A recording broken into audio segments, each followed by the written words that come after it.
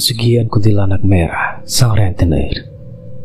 Cerita ini berdasarkan cerita nyata dari narasumber yang menjadi korbannya.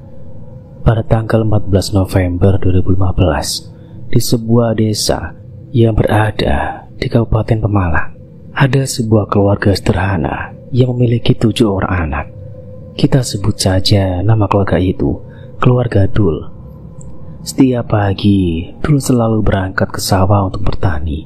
Terkadang, ia juga menjadi seorang pembajak sawah menggunakan traktor. Kehidupan Dul sangat sederhana. Namun, ia tak pernah lupa untuk selalu bersyukur atas nikmat hidupnya. Ani adalah istri Dul. Ia kerap menemani dan membantu suaminya di sawah.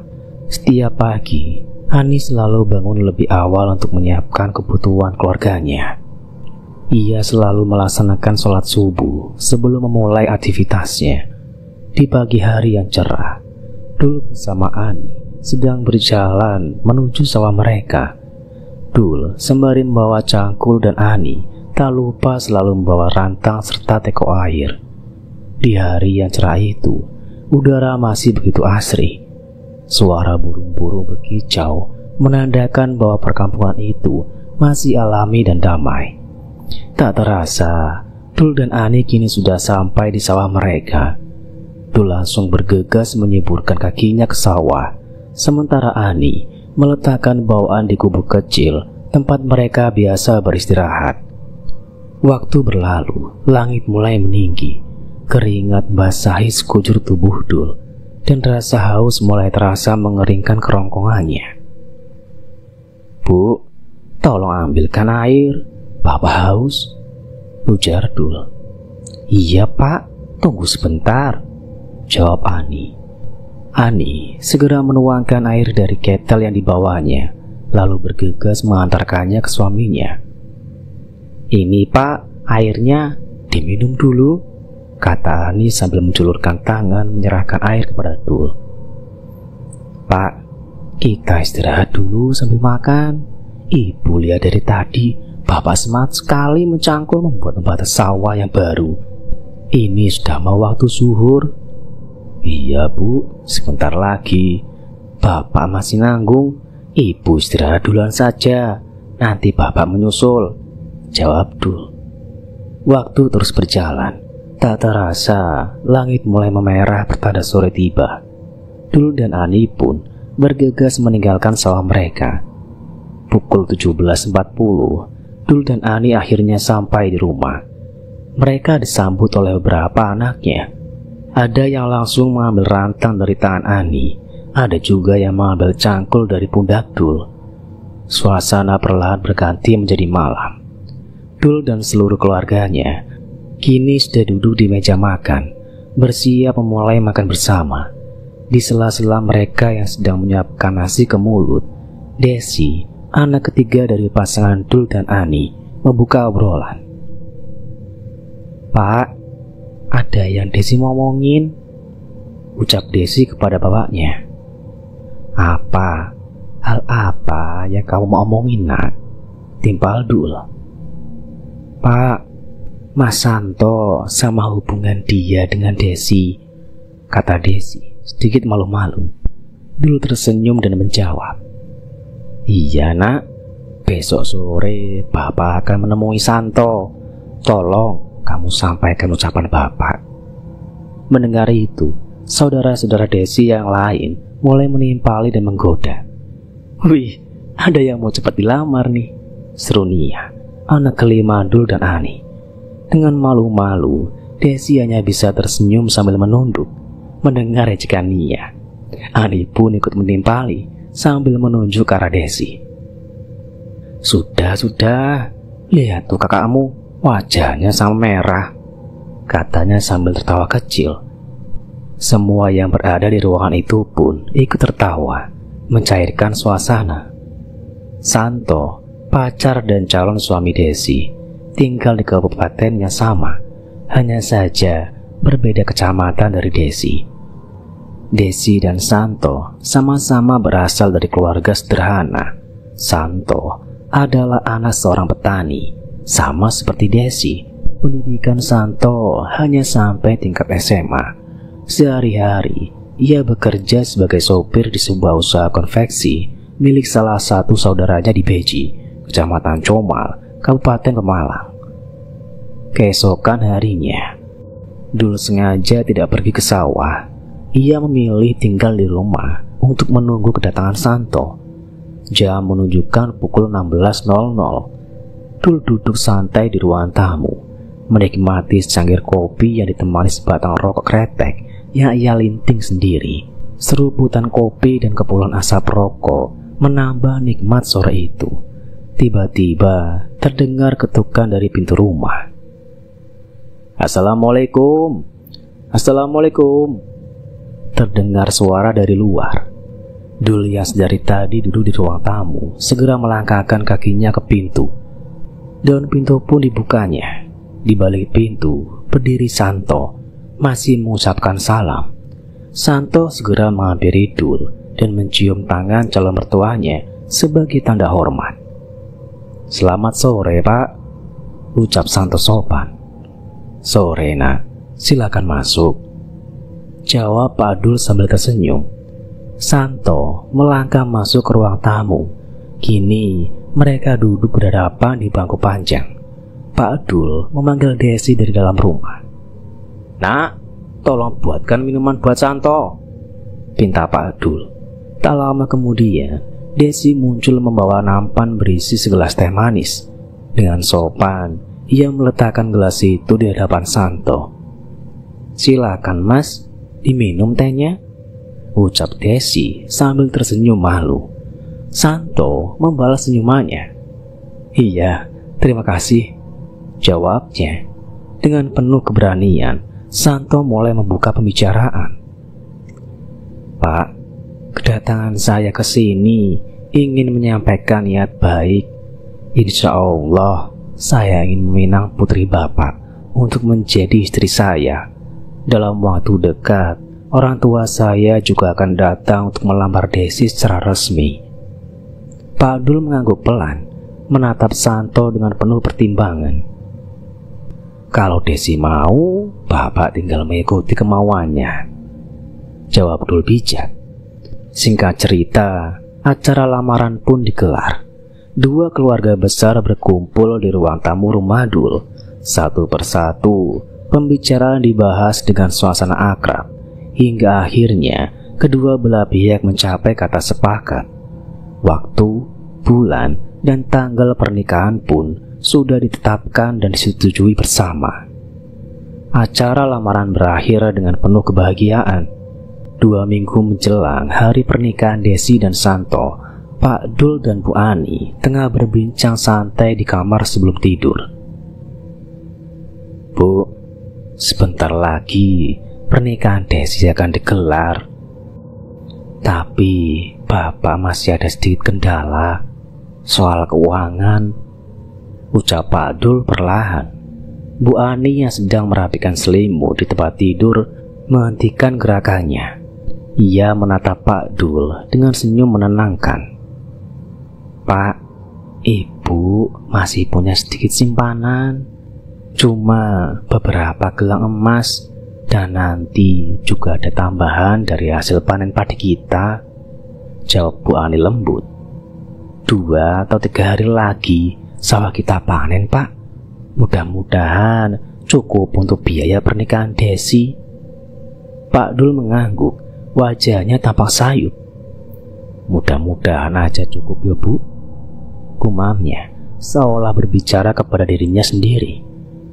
Keesokan paginya, saat Ibu Ani sedang menyapu halaman rumah, tiba-tiba seorang tetangga, Pak Parno, berlari tergesa-gesa ke arahnya.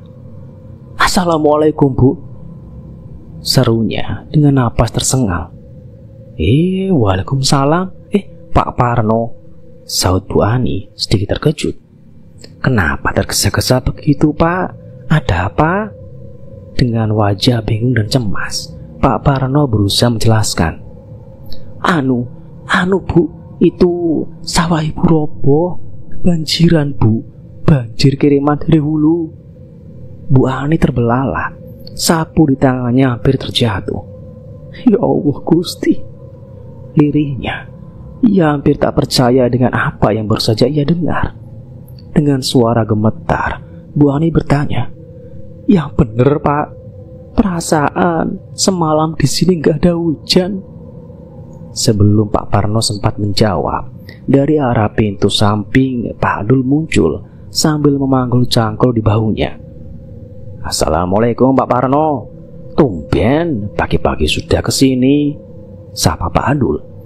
"Waalaikumsalam," jawab Pak Parno, wajahnya masih serius. "Iya Pak, saya kesini mau ngabari soal sawah. Sawah kita kena banjir kiriman Pak." Mendengar itu, Pak Dul tertegun sejenak.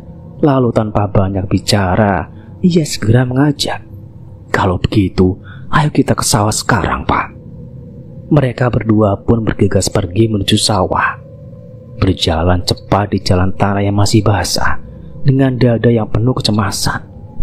Sampainya di sawah, Pak Dul terkejut dengan apa yang dilihatnya. Seluruh hamparan sawah itu sudah berubah menjadi lautan air. Padi-padi yang sebelumnya berdiri gagah, kini roboh dan nyaris tak kelihatan lagi. Pak Dul hanya bisa mengelus dadanya. Nafasnya berat. Dengan suara lemah, seakan seluruh pengharapannya runtuh, ia berbisik pada dirinya sendiri. Beberapa warga desa pun berdatangan, berkerumun di tepi sawah. Mereka saling berbincang dengan wajah muram, melihat hasil kerja keras berbulan-bulan yang kini musnah dalam semalam. "Kayaknya sebagian besar sawah di desa kita gagal panen Pak," ucap seorang warga yang berdiri tak jauh dari Pak Dul. "Iya, kayaknya kita semua sama nasibnya," timpal warga lainnya. Pak Dul hanya diam, pandangannya kosong ke arah sawah yang tenggelam. Banjir kiriman itu telah menghancurkan harapannya untuk membiayai pernikahan Desi. Sore hari, Pak Dul duduk termenung di teras rumahnya. Ia memandangi langit jingga yang perlahan berubah gelap. Bu Ani datang menghampiri sambil membawa secangkir kopi hitam kesukaan Pak Dul. "Ini Pak, kopi," kata Bu Ani, menyerahkan cangkir itu. "Iya Bu, makasih," jawab Pak Dul pelan. "Ayo Bu, duduk sebentar," ajak Pak Dul. Bu Ani langsung duduk di sampingnya. Pak Dul menghela nafas panjang sebelum berbicara. "Bu, kita mesti cari kemana lagi yo buat nambah biaya resepsi Desi," ucapnya lirih. Bu Ani berpikir sejenak, lalu berkata, "Dengar-dengar Pak, di desa sebelah ada orang yang suka minjemin duit. Ibu dengar dari tetangga, katanya bunganya juga nggak terlalu besar. Bahkan Bu Sulastri, tetangga kita, katanya minjem di sana." Pak Dul mengangguk perlahan, lalu menimpali, "Bapak takut Bu, nanti malah jadi omongan tetangga. Kita kan hidup di desa Bu, apa-apa gampang nyebar.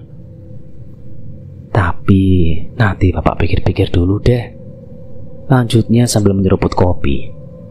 Malam pun tiba. Di sela waktu menjelang tidur, Pak Dul dan Bu Ani kembali berbincang. "Gimana Pak soal omongan Ibu tadi pagi? Apa Bapak sudah pikirkan?" tanya Bu Ani. Pak Dul diam cukup lama. Kebingungan membayang di wajahnya.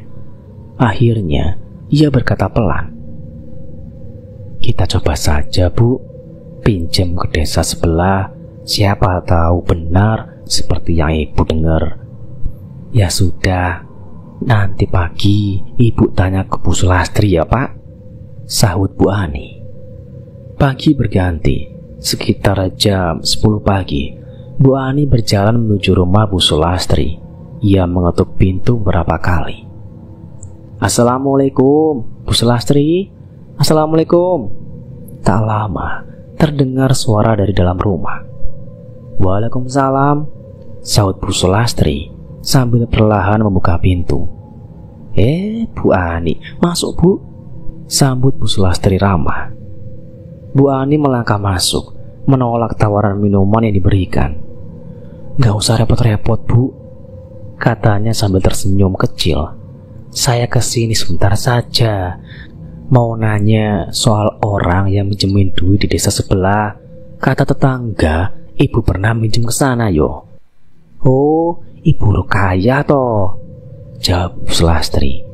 "Ibu ada keperluan apa?" tanyanya. "Saya mau pinjam juga, Bu, seperti ibu," jawab Bu Ani. "Kalau nggak keberatan, saya minta diantar ke tempatnya ya, Bu." Singkat cerita, mereka berdua pun sudah berada di depan sebuah pagar rumah yang tampak sedikit mewah. Halamannya luas dan perlengkapan di sekitarnya tertata rapi. Bu Ani hanya melongo, matanya terpaku pada sosok perempuan di hadapannya yang berpenampilan modis. Gelang melingkar di kedua pergelangan tangannya, kalung liontin yang berkilau menambah kesan anggun dan kaya. Perlahan, pintu pagar terbuka. "Silakan masuk, Bu," sapa pemilik rumah itu, Ibu Rukaya. Mereka bertiga pun masuk dan duduk di teras. Ibu Sulastri menyenggol tangan Bu Ani, memberi isyarat agar segera membuka pembicaraan. Bu Ani hanya membalas dengan senyum kikuk. Suasana canggung pun akhirnya pecah ketika Ibu Rukaya angkat suara. "Maaf, ada keperluan apa yo datang ke sini?" tanyanya. Ibu Sulastri segera menjawab, "Saya cuma mengantar Bu Ani, Bu. Katanya ada perlu sama ibu." Dengan suara terbata-bata, Bu Ani mulai bicara. "Kedatangan saya ke sini mau pinjam uang, Bu." Ibu Rukaya tersenyum tipis, seolah melihat mangsa yang datang sendiri. "Perlunya berapa, Bu?" tanyanya. Saya perlu 15 juta, Bu. Kalau ibu tidak keberatan," jawab Bu Ani. "Oh, 15 juta yo. Ada kok, Bu. Tapi ibu harus tahu, setiap 1 juta bunganya 50.000 kalau dibayar lunas pas jatuh tempo. Tapi kalau bayarnya dicicil 1 juta per bulan, bunganya 150.000 per juta," jelas Ibu Rukaya. Akhirnya mereka pun sepakat dengan syarat tersebut. 3 hari menjelang pernikahan Desi dan Santo, semua bahan-bahan untuk pesta mulai berdatangan. Tenda sudah terpasang, disiapkan lebih cepat dari hari H atas permintaan Pak Adul. Perabotan seperti tempat tidur, meja rias, hingga kambing kiriman dari pihak pengantin laki-laki pun tiba satu persatu. Panggung dangdut juga telah berdiri megah, disusul panggung untuk pelaminan. Pak Adul hanya tersenyum melihat semua itu, berusaha menepis kegelisahan yang menggantung di hatinya. Meski dalam lubuk hati terdalam, ia cemas memikirkan cara membayar cicilan bulanan nanti. Ia tetap rela tersenyum demi kebahagiaan anaknya. Baginya, pesta ini tak harus mewah, cukup layak dan tidak mengecewakan. Sebab di desa, gengsi terkadang lebih penting daripada kebutuhan. Yang penting, anaknya tidak menjadi bahan olok-olok tetangga. Itulah tekad Pak Adul. Kini, acara pernikahan Desi dan Santo pun digelar. Pesta yang sederhana, namun sedikit mewah itu memberikan kesan tersendiri bagi keluarga Pak Adul. Satu persatu, tamu mulai berdatangan, silih berganti mengisi bangku-bangku kosong. Di sisi kanan pelaminan berdiri Pak Adul dan Bu Ani. Busana yang dikenakan Pak Adul tampak begitu elegan. Batik coklat membalut tubuhnya, dipadukan dengan celana bahan berwarna senada. Sebuah peci hitam bertengger di kepalanya melengkapi penampilannya. Senyum manis tak henti-hentinya menghiasi wajah Pak Adul saat ia menyelami tamu-tamu undangan yang hadir, menyambut dengan ramah dan penuh kebanggaan. Singkat cerita, 1 minggu setelah pernikahan Desi dan Santo, kehidupan kembali ke rutinitas semula. Hari itu Pak Adul sedang menabur bibit padi di sawahnya.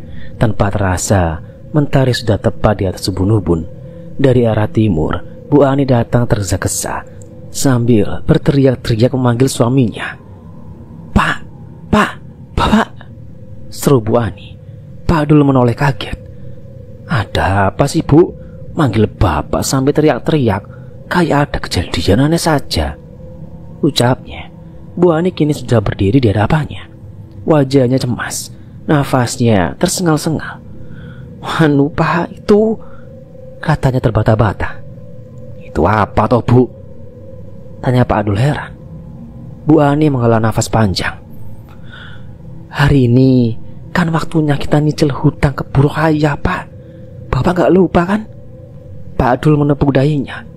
Astagfirullah, Bapak lupa Ibu. Gak kerasa udah sebulan, tapi duitnya belum ada semua Bu. Baru terkumpul setengah. Gimana ya Bu? Mendengar itu, Bu Ani hanya bisa menghela nafas berat. Tanpa banyak bicara, ia mengajak suaminya pulang. Dalam perjalanan pulang, suasana terasa berat. Tak ada percakapan. Yang terdengar hanya langkah kaki mereka di jalanan berbatu dan desir angin yang menerpa pepohonan di sepanjang jalan. Sampainya di halaman rumah, Pak Adul dan Bu Ani sontak terkejut, seolah melihat hantu di depan mata. Mereka terpaku tak percaya dengan apa yang mereka lihat. Bu Rohaya hanya menatap kedatangan Pak Adul dan Bu Ani yang kini makin mendekat ke arahnya. Tatapan tenang dan senyum kecil tergurat di wajahnya, seolah tak ada beban, seolah semuanya baik-baik saja. Bu Ani menunduk sedikit, memberi salam dengan suara pelan. Rasa canggung dan takut tergambar jelas di wajahnya. Assalamualaikum Bu, ucap Bu Ani lirih. Bu Rohaya mengangguk pelan tanpa berkata-kata. Senyum tipis tak lepas dari bibirnya. Sudah lama Ibu di sini? Tanya Bu Ani, berusaha mencairkan suasana. Lagi-lagi hanya anggukan yang ia dapat. Melihat itu, Pak Adul langsung persilakan Bu Rohaya masuk ke dalam rumah tanpa banyak basa-basi. Bu Rohaya mengikuti langkah mereka dengan tenang, tanpa berkata apa-apa. Setibanya di ruang tamu, Bu Rohaya langsung duduk di kursi tanpa menunggu dipersilahkan. Matanya tajam, menyapu seluruh isi ruangan, seolah sedang mengamati sesuatu. Tak lama, Bu Ani datang membawa nampan berisi secangkir air putih. Maaf Bu, cuma ada air putih, ucapnya sambil menyodorkan gelas ke arah tamunya. Bu Rohaya menerima dengan anggukan dan senyum tipis. Terima kasih Bu. Setelah itu, Bu Ani langsung duduk di sebelahnya, lalu perlahan mengeluarkan beberapa lembar uang dari saku celana. Maaf Bu, bulan ini saya baru bisa bayar setengah dulu, katanya penuh rasa sungkan. Bu Rohaya menerima uang itu, menghitungnya sekilas, lalu berkata, saya terima ya Bu, bulan depan tolong lunas yo. Kalau memang belum ada, bilang saja, saya bisa mengerti, asal terbuka. Iya Bu, maaf sekali, saya hampir lupa. Baru sempat beres-beres rumah habis resepsi kemarin. Saya janji, bulan depan saya ingat, jawab Bu Ani dengan nada bersalah. Bu Rohaya berdiri, membereskan bajunya, lalu pamit pulang. Tak ada kata tambahan, hanya langkahnya yang tenang menjauh dari rumah keluarga Pak Adul. Keesokan paginya, suasana rumah terasa hangat. Hari itu hari Minggu, dan semua anak-anak Pak Adul sedang berada di rumah. Ada yang duduk di depan televisi, ada yang membantu Bu Ani di dapur, menyiapkan sarapan bersama. Beberapa saat kemudian, mereka semua sudah berkumpul di meja makan.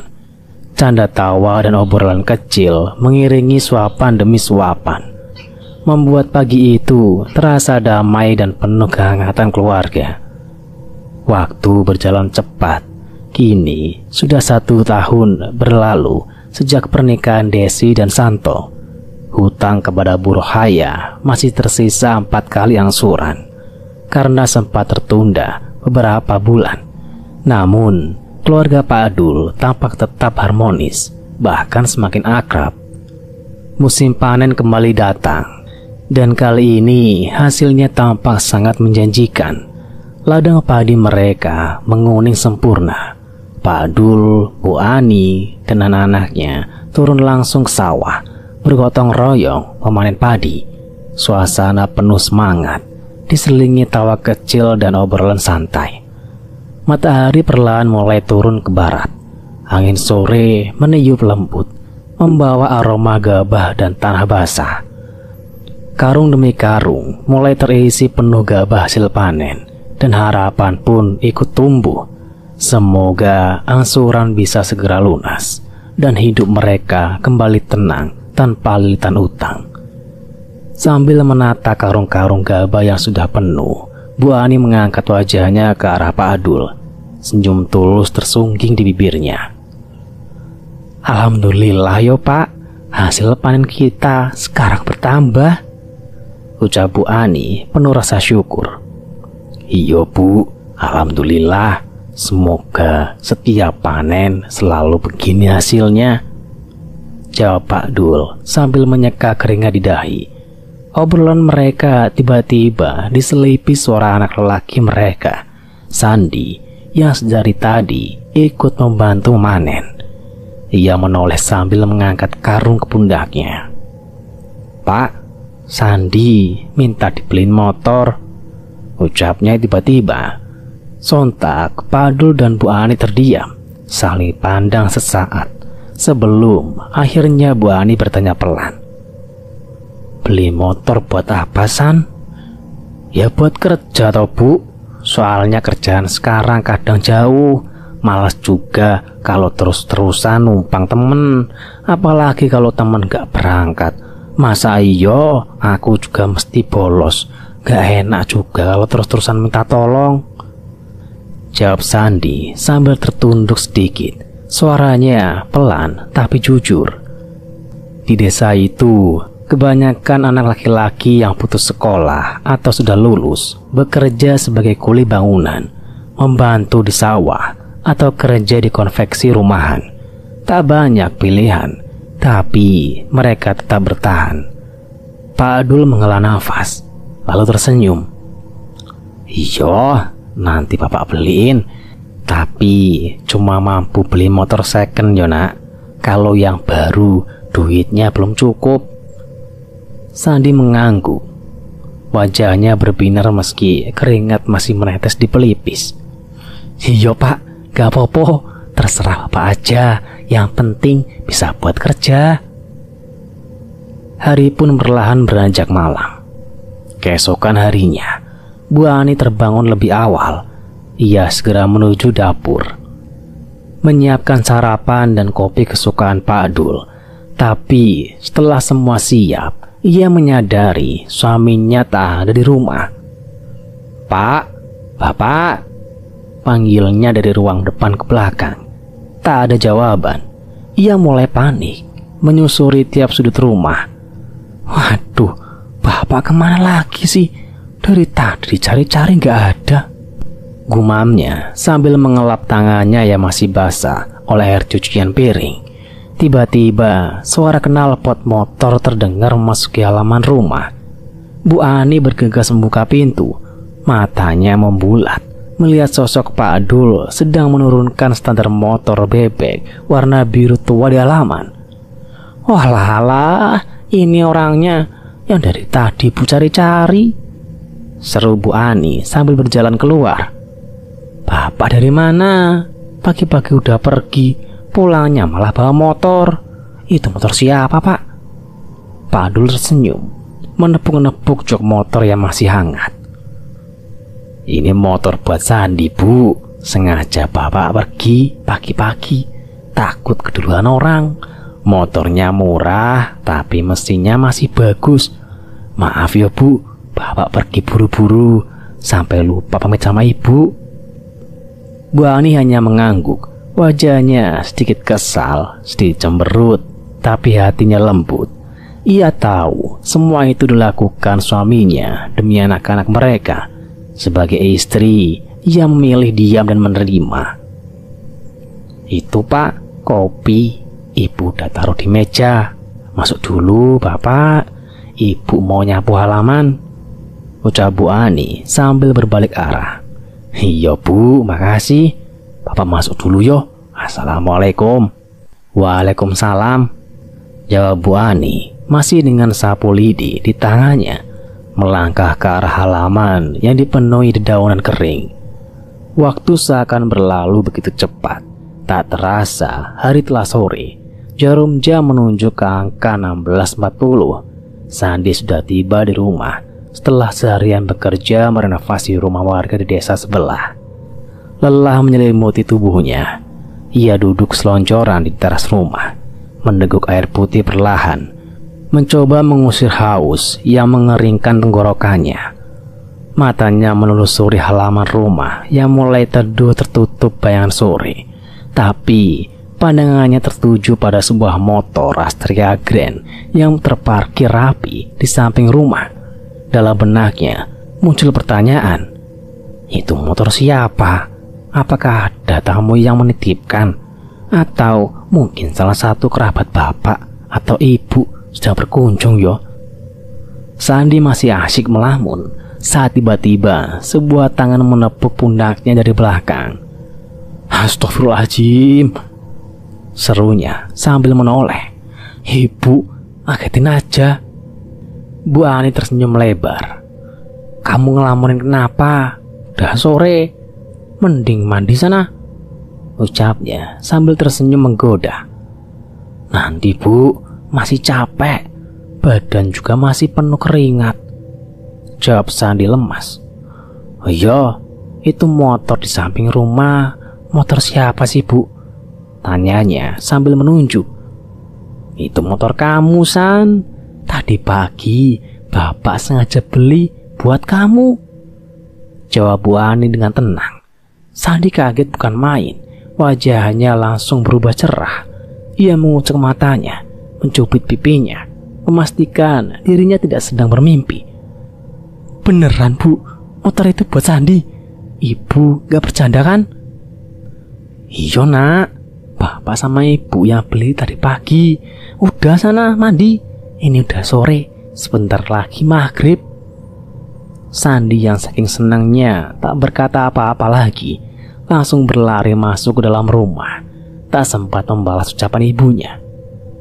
Wah tuh anak, masuk aja nggak pamit dulu, gumam Bu Ani sambil menggeleng kecil. Ia melangkah ke samping rumah, mengambil sapu lidi, lalu mulai menyapu halaman yang dipenuhi daun-daun kering. Saat sedang menyapu, suara motor kembali terdengar memasuki halaman. Seorang gadis remaja turun dari boncengan sambil mengucap salam. Assalamualaikum, ucap Susan, putri bungsu Bu Ani yang baru pulang sekolah. Ia turun dari motor dan langsung mencium tangan ibunya. Di belakangnya, seorang pemuda bernama Andi ikut mencium tangan Bu Ani dan memberi salam. Sore Bu. Sore juga nak, jawab Bu Ani. Tatapannya lalu beralih ke Susan. Habis dari mana saja kalian? Sudah sore begini baru pulang. Susan terlihat sedikit gugup. Matanya melirik ke arah Andi sejenak sebelum menjawab. Habis belajar kelompok Bu, di rumahnya Nur. Bu Ani menyipitkan mata, memasang wajah tegas penuh kecurigaan. Belajar kelompok yo? Tanyanya mengulang, membuat Susan dan Andi makin canggung. Iya Bu, bener, kita memang habis belajar kelompok, sambung Andi mencoba meyakinkan. Tanpa banyak bicara, Andi pun buru-buru pamit. Bu, saya pulang dulu yo. Assalamualaikum, ucapnya sambil kembali mencium tangan Bu Ani. Bu Ani hanya mengangguk, sementara Susan segera masuk ke dalam rumah, meninggalkan ibunya yang masih menyapu di halaman, dengan tatapan yang belum sepenuhnya lepas dari rasa curiga. Setiap malam, Bu Ani dan Pak Dul selalu menyempatkan diri untuk berbincang berdua. Sudah menjadi kebiasaan mereka sejak lama. Bahkan bisa dibilang sebagai kebahagiaan kecil di tengah kesibukan mereka sebagai seorang petani. Saat malam mulai larut, di antara aroma kopi dan suara jangkrik, mereka duduk berdua di teras rumah atau di ruang tengah sambil bertukar cerita. "Pak," ujar Bu Ani pelan, "sawah yang kemarin dipanen apa sudah ditanami lagi?" "Ya belum toh Bu, masih proses traktor. Mungkin 3 atau 4 hari lagi baru bisa mulai tanam lagi," jawab Pak Adul sambil menyeruput kopi. Bu Ani tampak ragu lalu menyambung, "Pak, saya bingung. Sebentar lagi Susan lulus SMA. Dia minta lanjut kuliah." Pak Dul menoleh lalu menjawab dengan lembut, "Ya sudah toh Bu, kita turuti saja kemauan anak-anak. Mereka itu tanggung jawab kita." "Yo Pak, tapi apa kita sanggup biayainya?" Pak Dul menarik nafas panjang lalu menatap langit-langit rumah yang mulai redup diterangi lampu petromak. "Bismillah saja ya Bu, semoga ada rezekinya. Bapak gak mau anak-anak kita bernasib seperti kita. Kalau bapaknya petani, ya anaknya harus jadi sarjana pertanian atau bidan atau insinyur. Selama mereka mau belajar, kita dukung ya Bu." Bu Ani hanya mengangguk pelan. "Ibu mau saja sama Bapak." Mereka pun terdiam, saling memahami sebelum akhirnya malam membawa mereka ke dalam lelap yang tenang. Susan memang anak yang rajin. Ia punya cita-cita kuat untuk menjadi seorang bidan.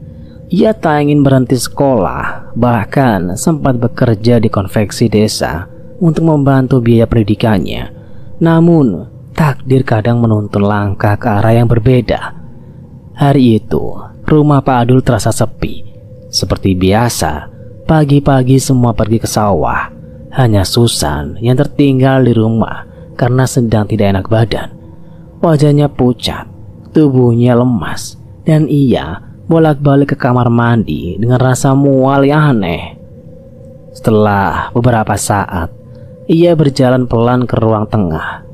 Matanya tertuju pada kalender dinding. Ia membuka halaman bulan sebelumnya, mencoba mengingat kapan terakhir kali ia menstruasi. Saat menyadari kenyataan bahwa sudah lebih dari 1 bulan ia tidak datang bulan, jantungnya berdegup kencang, tangisnya pecah seketika. Ia kembali ke kamar, duduk di tepi ranjang sambil memegangi perutnya yang belum menunjukkan tanda apapun. Namun, dalam hatinya ia tahu dirinya sedang mengandung. Air mata mengalir deras, penyesalan menghantam keras. Ia teringat rayuan Andi, pacarnya, yang meyakinkannya dengan kata cinta dan janji tanggung jawab. Hingga akhirnya ia rela menyerahkan kehormatannya. Kini semuanya hancur. Harapan, cita-cita, masa depan. Dengan tangan gemetar, Susan meraih ponselnya dan membuka kontak Andi. Ia mulai mengetik pesan panjang, penuh kegelisahan dan ketakutan. Di sekolah, Andi yang sedang belajar merasakan getaran dari ponselnya. Ia mengeluarkannya dari saku, tersenyum saat melihat nama Susan muncul. Namun, senyum itu segera memudar saat ia membaca isi pesannya. Mata Andi membesar, mulutnya kaku, tubuhnya terasa dingin. Ia membaca dan membaca ulang pesan itu, berharap ada kesalahan. Tapi tidak, pesan itu jelas. Susan hamil. Tangannya gemetar, buku-buku pelajaran mulai ia bereskan tanpa suara. Ia berdiri dari bangkunya, menghampiri guru yang sedang mengajar dan pamit keluar kelas. Suasana kelas hening. Teman-teman hanya saling berpandangan, bingung melihat wajah Andi yang pucat dan langkahnya yang goyah. Ia melangkah keluar ruangan.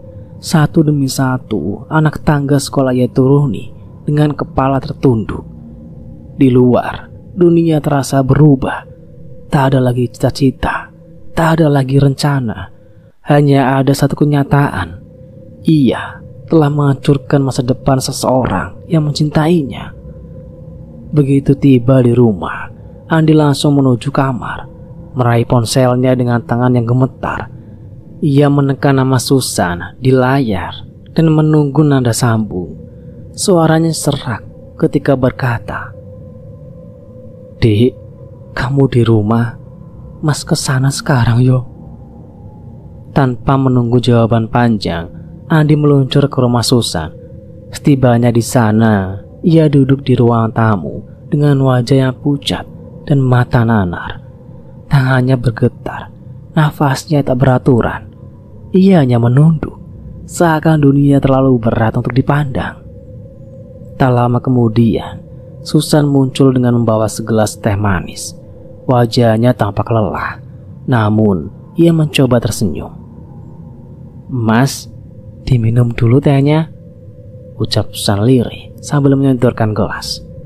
"Iya dek, makasih," jawab Andi pelan. Mereka duduk berhadapan, diam, tak ada kata-kata, hanya tatapan mata yang saling mencari jawaban, namun tak tahu harus mulai dari mana. Sunyi terasa menusuk. Tiba-tiba air mata mengalir pelan dari pipi Susan. Ia cepat-cepat mengusapnya, lalu memberanikan diri untuk bicara. "Mas, aku hamil dan kamu harus tanggung jawab," ucapnya terbata-bata.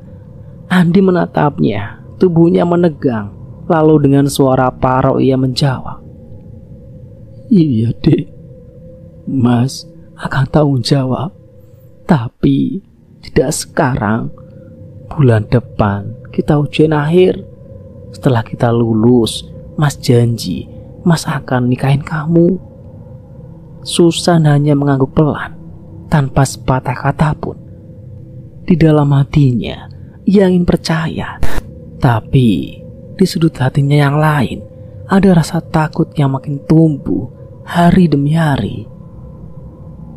Waktu pun berjalan, hari berganti minggu, minggu berganti bulan. Usia kandungan Susan telah memasuki 2 bulan lebih.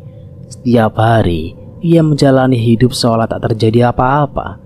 Ia tetap ke sekolah, tetap membantu pekerjaan rumah. Namun diam-diam, tubuhnya mulai lelah menanggung rahasia besar itu. Bu Ani yang memperhatikan putrinya dari hari ke hari mulai curiga. Wajah Susan sering pucat, ia sering mual dan cepat lelah. Tapi Bu Ani hanya menyimpan kecurigaan itu dalam hati. Hari itu, ujian sekolah selesai, libur pun tiba. Susan mulai jarang keluar dan perutnya mulai menampakkan perubahan. Bu Ani yang sedang duduk di ruang tamu bersama Pak Andul merasa ini waktunya bicara. "San, kemari nak," panggil Pak Andul. "Iya Pak," jawab Susan sambil melangkah pelan. Pak Andul menatap putrinya.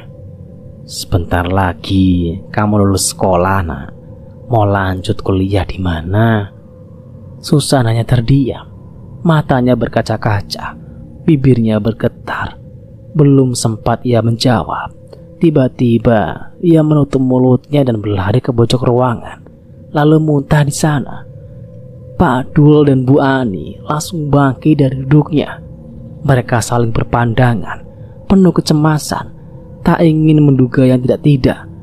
Mereka membawa Susan ke puskesmas. Sampainya di sana, Susan diperiksa oleh seorang dokter dengan pelan. Ia menceritakan semua keluhannya. Dokter hanya mengangguk-angguk kecil, seolah sudah tahu apa yang sebenarnya terjadi.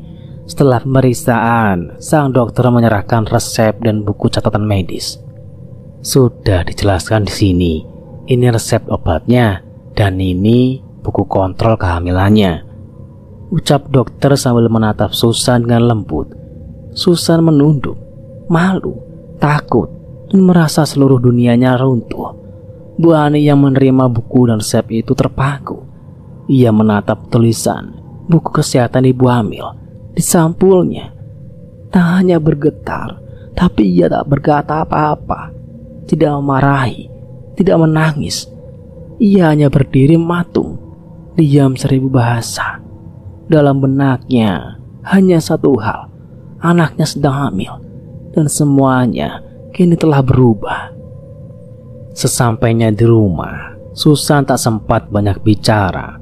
Bu Ani langsung menariknya masuk ke dalam, memaksanya duduk di ruang tengah. Suasana tegang menyelimuti ruangan itu. Jujur San, siapa yang bikin kamu hamil? Suara Bu Ani bergetar antara marah dan sedih. Susan menunduk, tubuhnya gemetar. Maaf Bu, aku hilaf, ucapnya lirih sambil menahan isak. Air mata mengalir deras dari matanya yang sembab. Siapa nak? Siapa yang bertanggung jawab atas ini semua? Belum sempat Susan menjawab, terdengar suara langkah kaki masuk dari arah depan rumah. Ternyata Pak Adul baru pulang dari sawah. Tubuhnya masih berbalut keringat.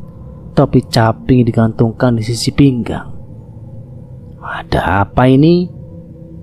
Tanyanya curiga.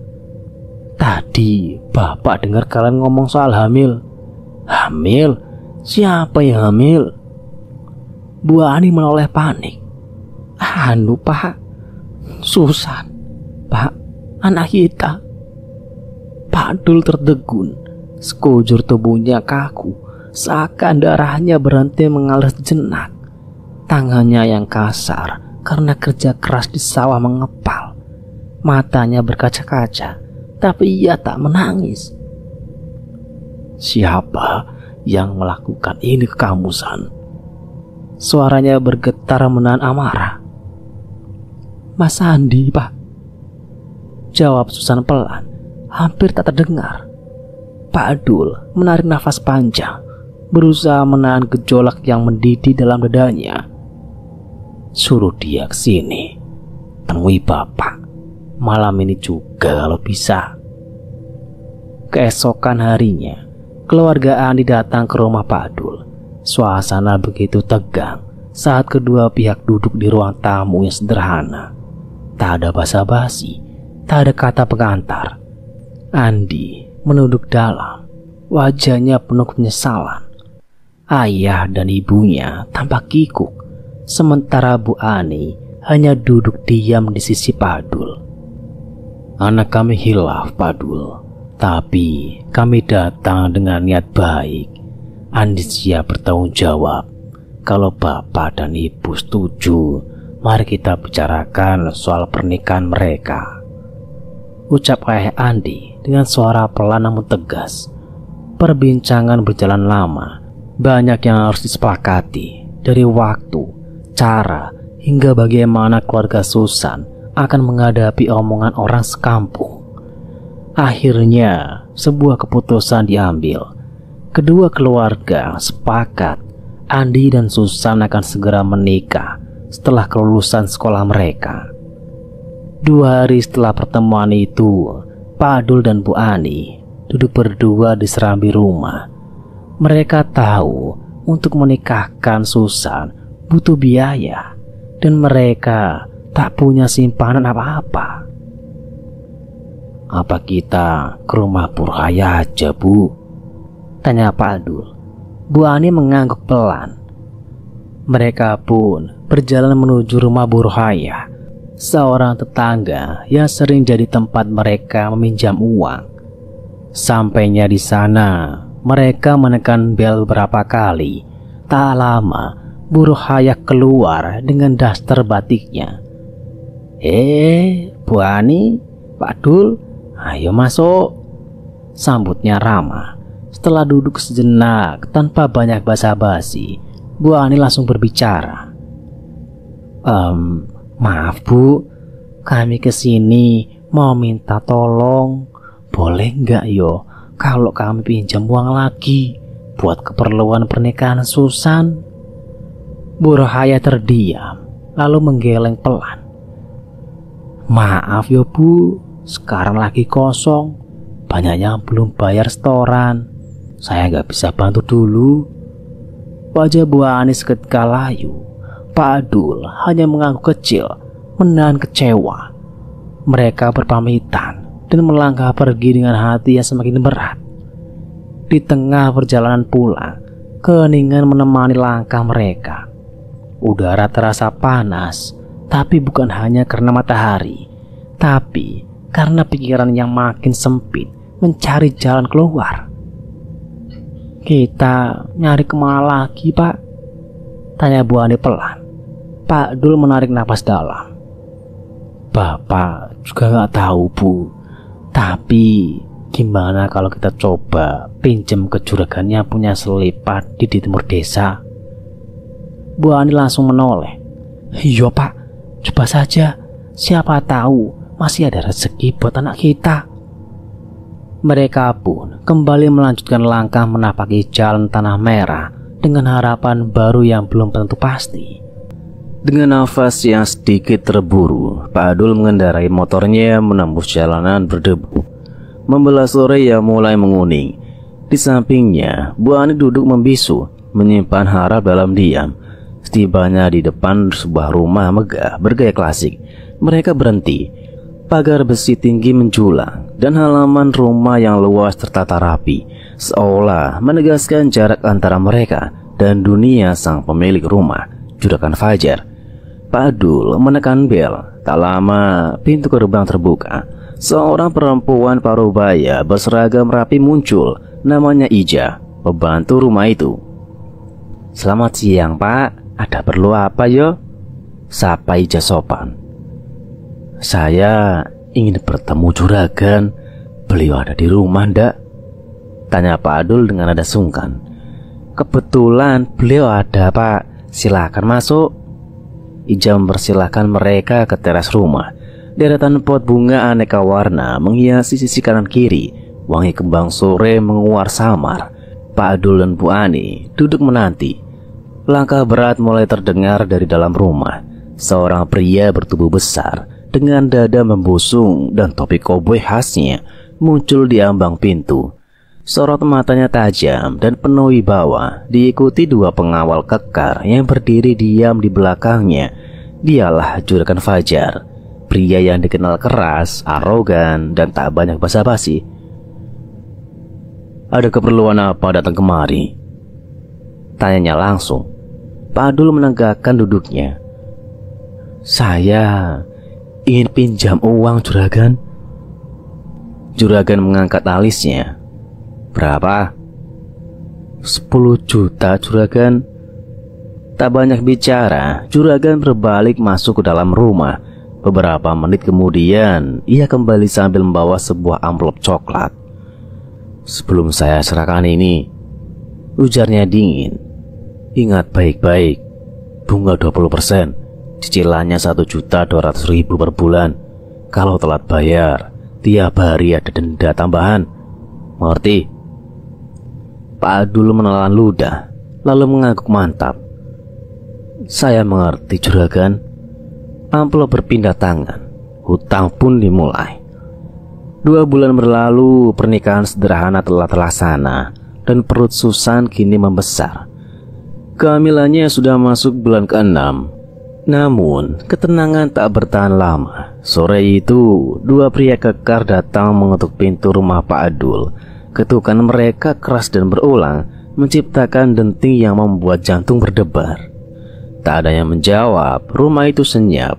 Namun di kejauhan, Pak Adul tampak berjalan pelan dari arah sawah. Tubuhnya dipenuhi debu dan peluh. "Ada apa Mas?"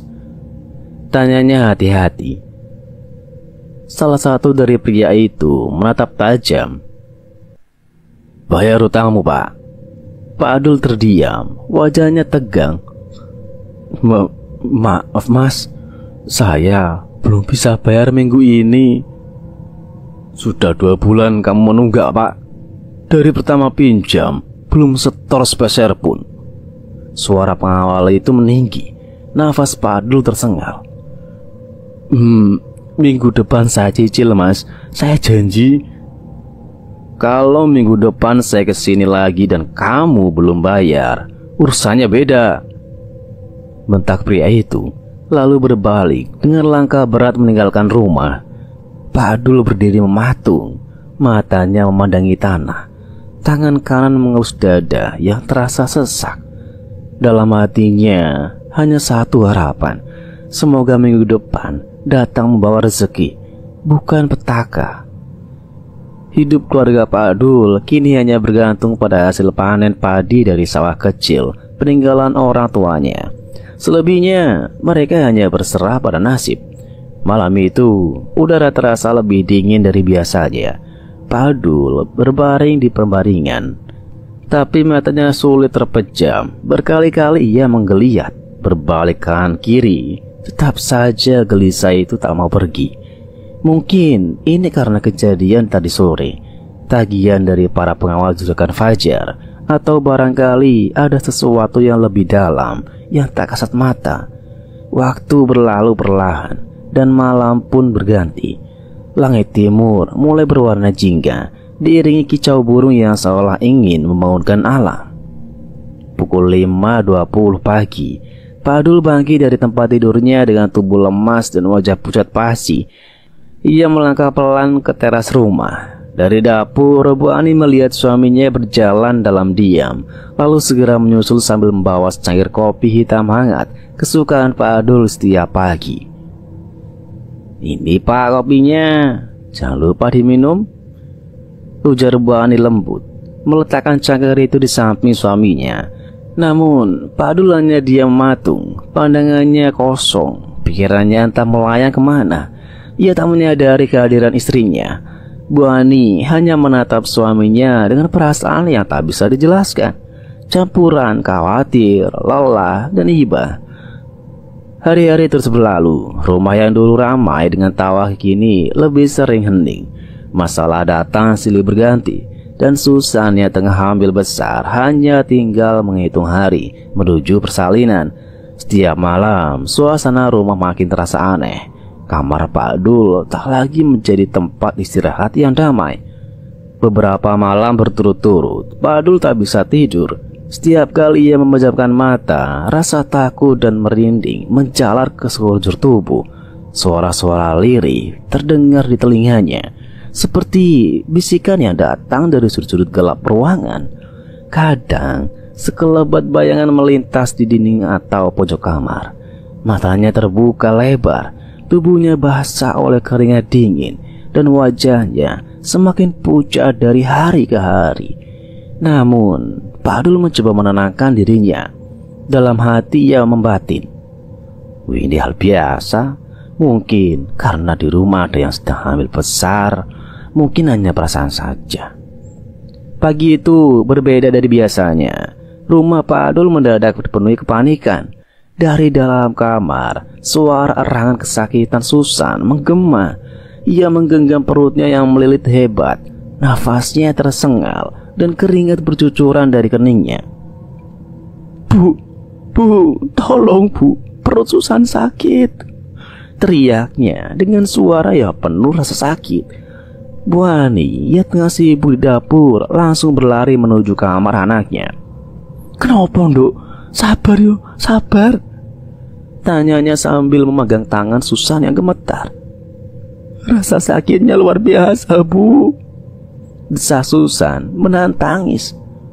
Tanpa pikir panjang, Bu Ani segera memanggil Andi. Andi, cepat kemari nak," teriaknya. Tak lama, Andi sudah berdiri di ambang pintu, wajahnya panik. "Iya Bu, ada apa?" tanyanya cepat. "Tolong bereskan perlengkapan istrimu. Kayaknya Susan mau melahirkan sekarang." Tanpa menunggu lama, Andi pun segera bergerak. Tangannya gemetar saat memasukkan baju bayi, perlengkapan bersalin, dan dokumen penting ke dalam tas.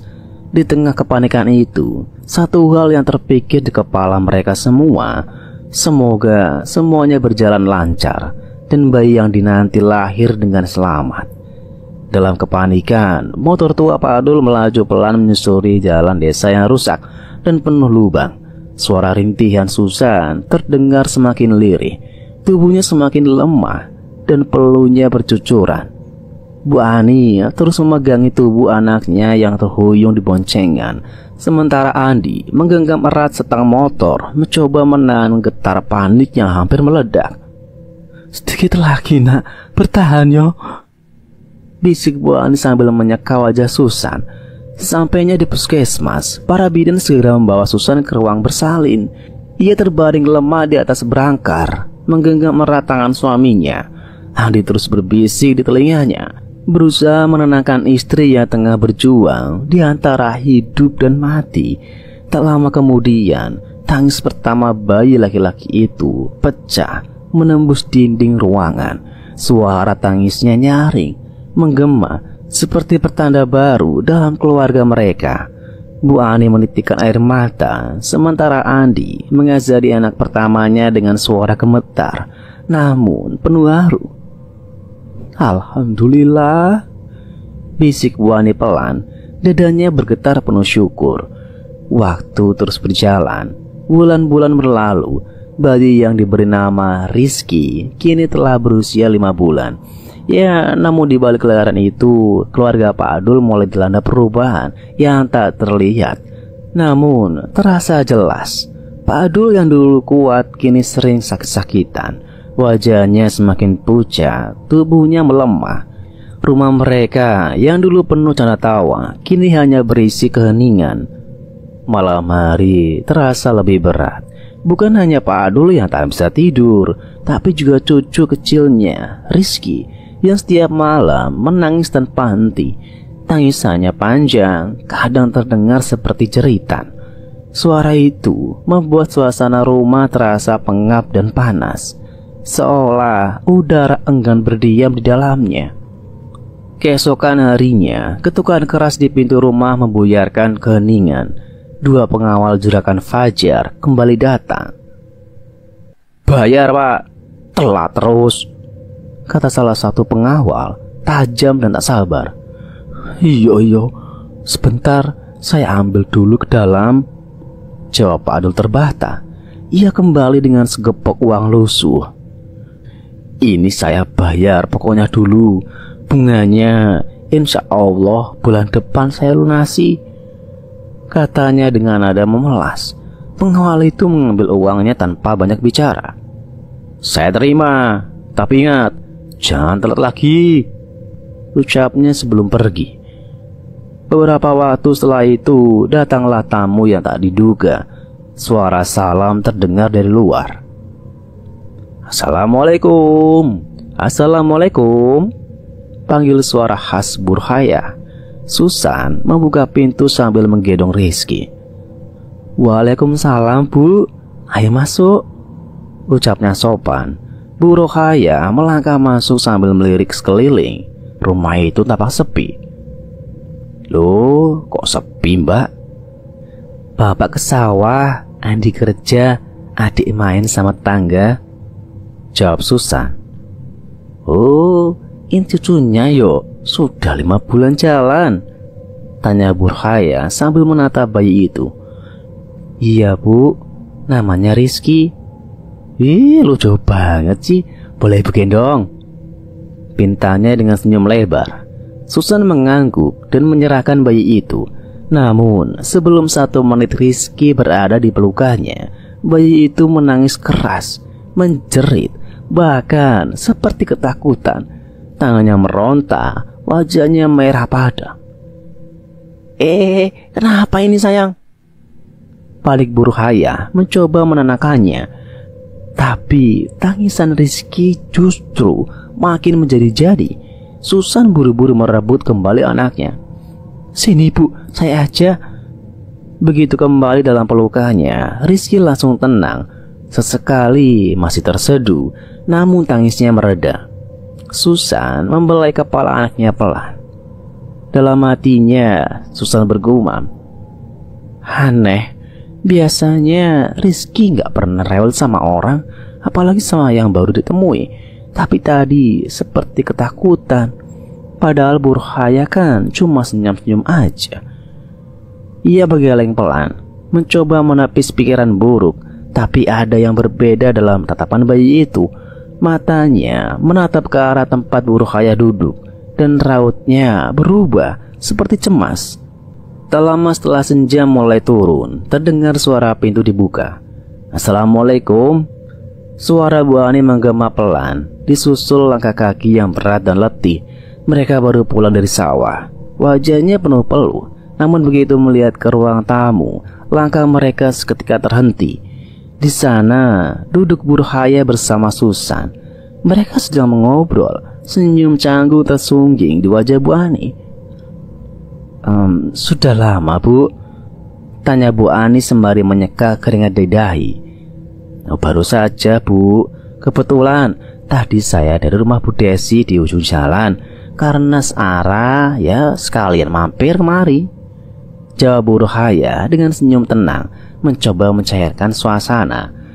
Pak Adul hanya mengangguk pelan, suaranya datar. "Maaf, Bu, saya masuk dulu ya." "Iya, Pak, silakan," balas Bu Ruqayyah sopan. Bu Ani duduk di samping tamunya. Susan pun berpamitan untuk ke dalam. "Saya permisi dulu, Bu. Mau tidur Rizky?" "Iya, Nak, silakan," jawab mereka bersamaan. Setelah Susan menghilang ke dalam kamar, suasana hening sesaat.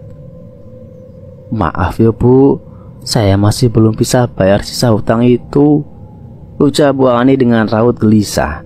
Namun Bu Ruqayyah hanya tersenyum. "Wes, gak apa-apa, Bu. Saya juga dulu pernah bilang, kalau belum bisa ya tidak usah dipaksakan dulu, santai saja." "Terima kasih ya, Bu. Saya jadi makin gak enak hati sama Ibu," jawab Bu Ani lirih. "Sudahlah, Bu, saya pamit pulang dulu. Kebetulan juga hari sudah mulai gelap."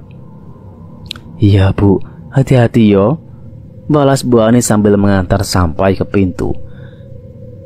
Malam pun datang. Rumah Pak Adul kembali sunyi. Namun ketenangan itu hanya sekejap. Tangis bayi tiba-tiba pecah, keras dan panjang. Rizky menangis seperti dikejutkan sesuatu. Tangisnya tak seperti biasa. Panik melanda seluruh penghuni rumah. Susan mencoba menenangkan anaknya, lalu bergantian dengan Bu Ani, Andi, bahkan Pak Adul, tapi tak ada yang berhasil. Tangisan itu berlangsung hampir 2 jam. Suara tangisnya tajam dan memilukan, seperti menjerit minta tolong. Namun tak ada yang tahu apa penyebabnya. Rumah itu mendadak terasa sempit dan sesak. Akhirnya tangis itu perlahan mereda dan Rizky tertidur. Tubuhnya masih tersengal. Tapi malam belum selesai. Saat Pak Adul hendak memejamkan mata, tiba-tiba dadanya terasa sesak, seperti ada sesuatu yang berat menindih tubuhnya. Nafasnya tersendat, matanya terbelalak, tubuhnya tak bisa digerakkan. Ia mencoba berbicara, namun tak satu pun kata keluar. Beberapa saat kemudian, tekanan itu menghilang begitu saja, membuat Pak Adul tersentak dan terbatuk pelan. Namun sebelum ia sempat mengambil nafas lega, kali ini rasa cekikan datang di lehernya lebih kuat, seperti ada tangan tak kasat mata yang menggenggam dan menarik tenggorokannya. Ia mencoba berucap, sekedar menyebut nama Allah, namun lidahnya seperti terkunci. Dengan segenap sisa tenaga, Pak Adul melawan. Dalam hati, ia terus mencoba mengucap, hingga akhirnya berhasil. Dengan lirih ia berdesis, "Allah, Allahu Akbar, Subhanallahilazim." Begitu kata itu terucap, seolah cekikan itu lenyap seketika. Lehernya kembali normal dan ia bisa bernafas. Pak Adul terduduk lemas, keringnya dingin membasahi seluruh tubuhnya. Matanya memandang ke langit-langit kamar yang gelap, dan ada sesuatu dalam pandangannya, sesuatu yang belum bisa ia jelaskan.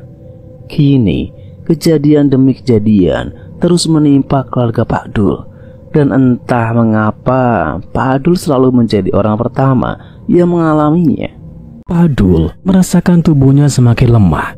Tubuhnya terasa panas dingin, seakan-akan ada sesuatu yang merasuk dalam tubuhnya. Beberapa kali ia terbangun tengah malam, sesak nafas, dan keringat dingin membasahi tubuhnya. Kejadian-kejadian aneh yang sering terjadi di rumah itu semakin intens. Tiap kali Pak Dul berusaha untuk tidur, perasaan aneh itu selalu datang. Seolah ada yang mengawasi dari dalam kegelapan. Setelah beberapa hari merasakan sakit yang tak kunjung sembuh, istrinya Bu Ani mulai khawatir dan memutuskan untuk membawanya ke rumah sakit. Sampainya di sana, dokter memeriksa Pak Dul secara menyeluruh. Namun anehnya, hasil pemeriksaan tidak menunjukkan gejala penyakit yang jelas. Semua tes yang dilakukan tampak normal. Namun, tubuh Pak Dul terus melemah. Beberapa hari kemudian, kondisi Pak Dul semakin memburuk. Tubuhnya semakin terkulai lemas, dan matanya yang semula tajam kini tampak kosong. Seolah-olah ia sedang terperangkap dalam dunia lain. Ketika Bu Ani dan anak-anaknya memutuskan untuk membawanya ke rumah sakit lagi, dokter hanya bisa mengangkat bahu, bingung dengan apa yang terjadi pada Pak Dul. Tidak ada yang bisa menjelaskan. Bahkan penyakitnya pun tak kunjung terdiagnosis. Satu-satunya yang tampak jelas adalah rasa takut yang semakin menghantui Pak Dul. Setiap kali ia terjaga, ia bisa merasakan sesuatu yang tak kasat mata. Suatu kehadiran yang mengintai dari sudut gelap. Bu Ani dan anaknya merasa tak berdaya, namun mereka masih berusaha untuk mencari jawaban. Apakah ada hubungan antara sakitnya Pak Dul dan kejadian-kejadian aneh yang terjadi di rumah mereka? Ataukah ada kekuatan lain yang menguasai rumah itu, yang perlahan-lahan menguras kehidupan Pak Dul? Kini tak hanya kesehatan Pak Dul yang terancam, tetapi juga kehidupan keluarganya. Sakit Pak Dul yang semakin misterius menjadi tanda tanya besar bagi keluarga. Setiap hari keadaannya semakin memburuk, tetapi tidak ada satupun dokter yang bisa memberikan penjelasan yang memadai. Keluarga kini mulai merasa terperangkap dalam ketidakpastian. Kebingungan melanda dan kecemasan yang terus menggerogoti mereka. Bu Ani yang setiap malam mendampingi suaminya merasa ada yang aneh dari dalam diri Pak Dul. Suatu saat Pak Dul sempat terbangun dan berkata dengan suara parau, "Ada yang mengikutiku. Mereka tidak akan membiarkanku tenang." Kata-kata itu membuat Bu Ani semakin terkejut. Ia berusaha untuk menenangkan suaminya, namun semakin sering Pak Dul mengucapkan kalimat-kalimat yang aneh, yang seolah-olah menunjukkan bahwa ia merasakan kehadiran sesuatu yang tak tampak di dunia nyata. Mereka datang dari gelap, katanya dengan mata yang semakin kosong. Dan aku tidak bisa melawan mereka. Setiap kali keluarga mencoba membawa Pak Dul untuk berobat, ia merasa semakin lemah. Bahkan obat-obatan yang diberikan tidak bisa mengatasi rasa sakit yang dialaminya. Pak Dul yang dulunya sehat dan penuh semangat, kini berubah menjadi sosok yang mudah lelah dan tertekan. Anak-anak Pak Dul mulai merasa khawatir akan keadaan mereka. Mereka tidak bisa lagi tidur nyenyak, tak bisa lagi menjalani kehidupan seperti sebelumnya. Keanehan-keanehan di rumah itu semakin jelas. Suara-suara aneh terdengar di malam hari. Pintu-pintu yang tiba-tiba tertutup sendiri, dan bayangan-bayangan yang melintas di sudut ruangan. Bu Ani merasa ada sesuatu yang lebih dari sekedar penyakit fisik yang menyerang Pak Dul. Ia mulai bertanya-tanya, apakah mungkin sakit yang diderita suaminya ada hubungannya dengan kejadian-kejadian aneh yang terjadi di rumah mereka.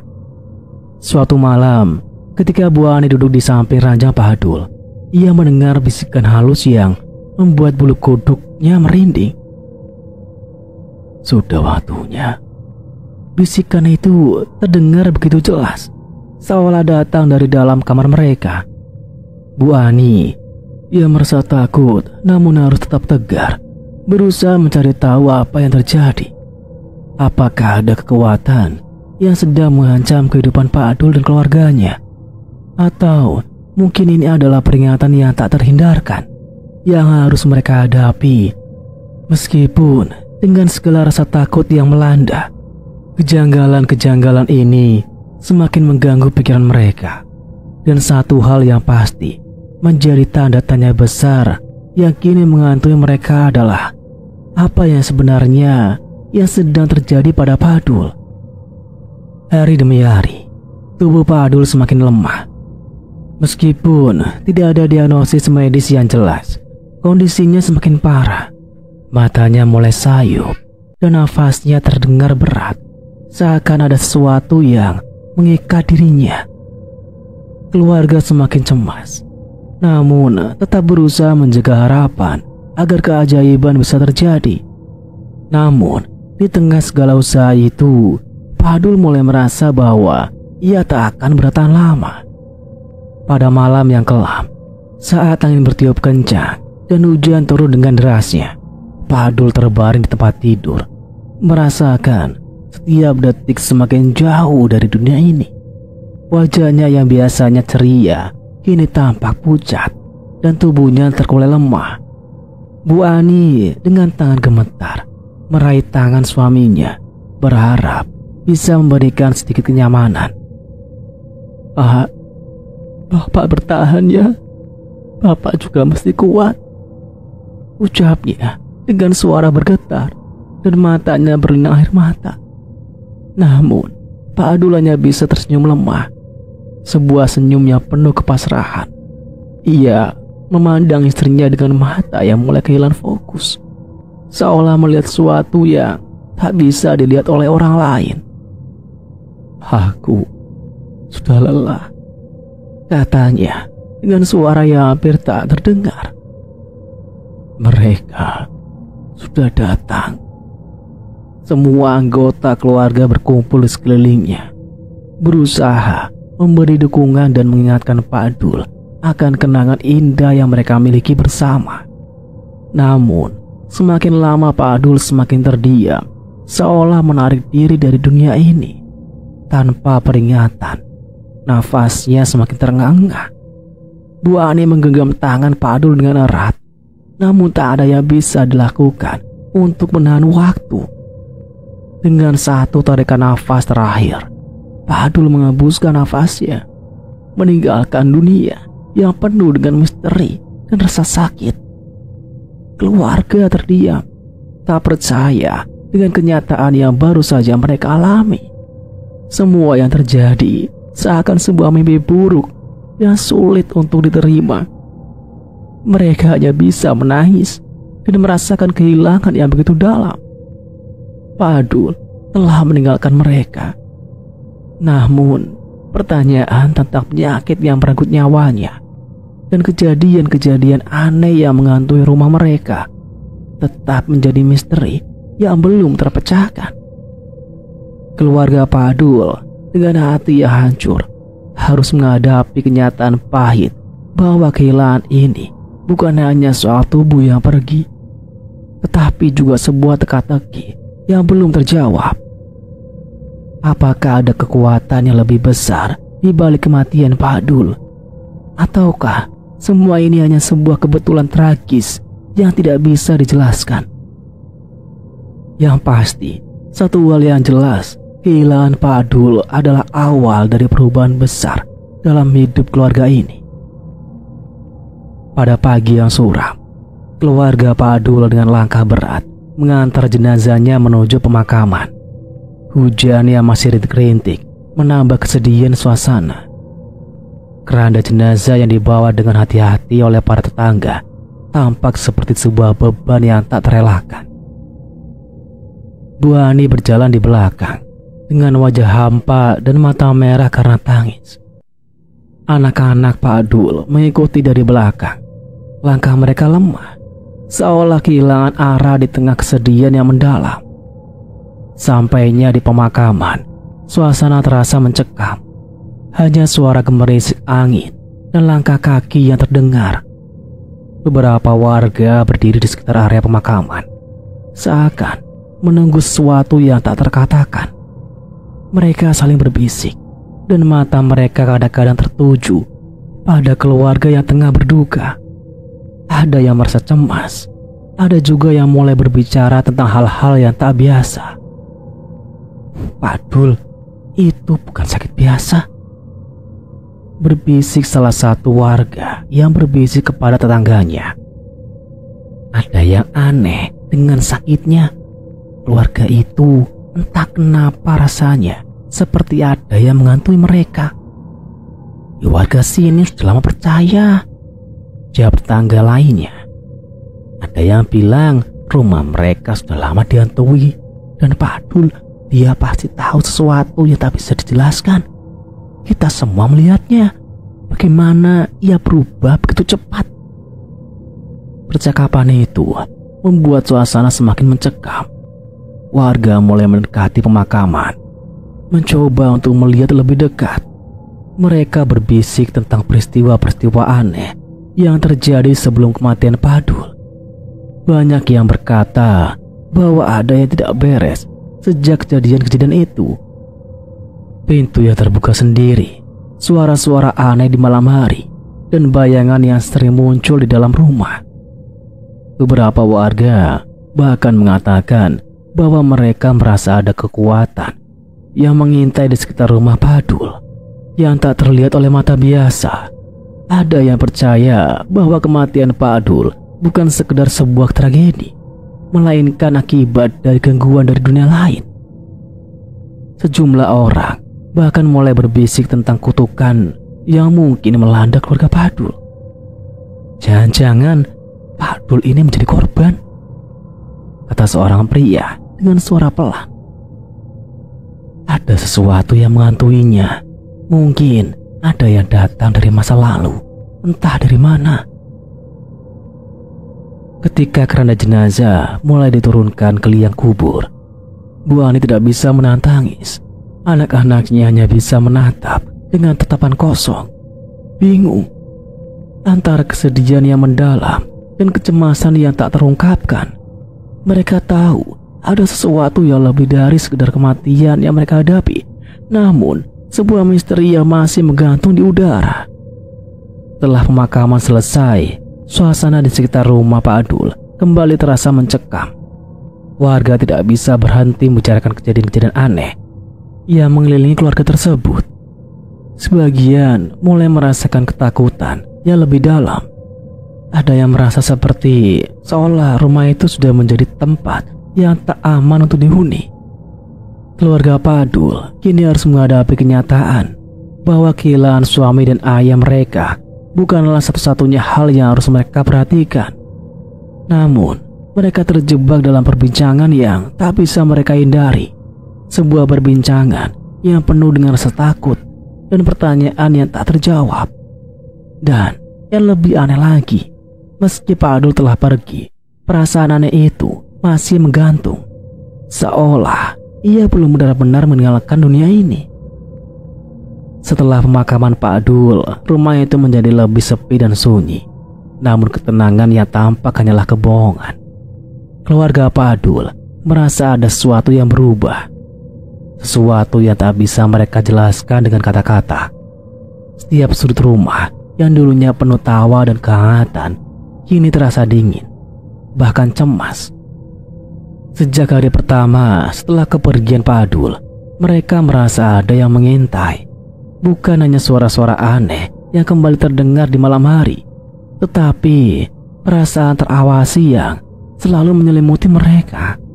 Bu Ani yang seharusnya menjadi tiang keluarga merasa cemas setiap kali berada di rumah. Setiap kali ia menatap ke arah pintu yang tertutup rapat atau ke arah jendela yang gelap, ia merasa ada pasang mata yang mengintai dari balik bayang-bayang. Anaknya yang bontot, Dinda, sering menceritakan hal-hal aneh yang ia lihat di malam hari. Bayangan hitam yang melintas di sudut rumah, suara langkah kaki di atas saat semua orang tertidur, dan pintu yang tiba-tiba terbuka sendiri tanpa sebab. Suatu malam, ketika Bu Ani sedang duduk di ruang tamu sambil menenangkan diri, ia mendengar suara berat dari atap. Langkah kaki yang berat, seperti seseorang yang berjalan dengan perlahan. Bu Ani terdiam, berusaha untuk tidak panik. Tetapi kenyataannya, ketakutan itu semakin menggerogoti hatinya. Ia tahu bahwa tidak ada siapa-siapa di atas. Anak-anaknya sudah tidur dan hanya dia yang terjaga. Dengan perlahan, Bu Ani bangkit dan melangkah ke arah dalam. Langkahnya hampir tak terdengar. Namun di setiap sudut rumah, ia merasa ada sesuatu yang menantinya. Saat sampai di depan pintu kamarnya, ia manggil-manggil anak-anaknya, tetapi tak ada jawaban. Hanya kesunyian yang menjawab. Namun, di dalam kamar Padul, pintu itu sedikit terbuka, dan dari dalam sana, Bu Ani bisa merasakan adanya sesuatu yang mengintai. Ketika Bu Ani melangkah lebih dekat ke pintu kamar Padul, bau tidak sedap tiba-tiba menyerbu indera penciumannya. Sebuah bau yang tak bisa ia jelaskan, seolah bau itu datang dari tempat yang sangat gelap. Ia melangkah mundur, tetapi tiba-tiba ada suara berat lainnya yang terdengar. Seolah-olah seseorang sedang mendesah pelan di dalam ruangan itu. Tanpa berpikir panjang, Bu Ani menutup pintu kamar itu dengan cepat. Jantungnya berdegup kencang. Esok harinya, Bu Ani memberitahukan kejadian itu kepada anak-anaknya. Namun, mereka hanya bisa saling bertukar pandang dengan cemas. Mereka semua merasakan hal yang sama.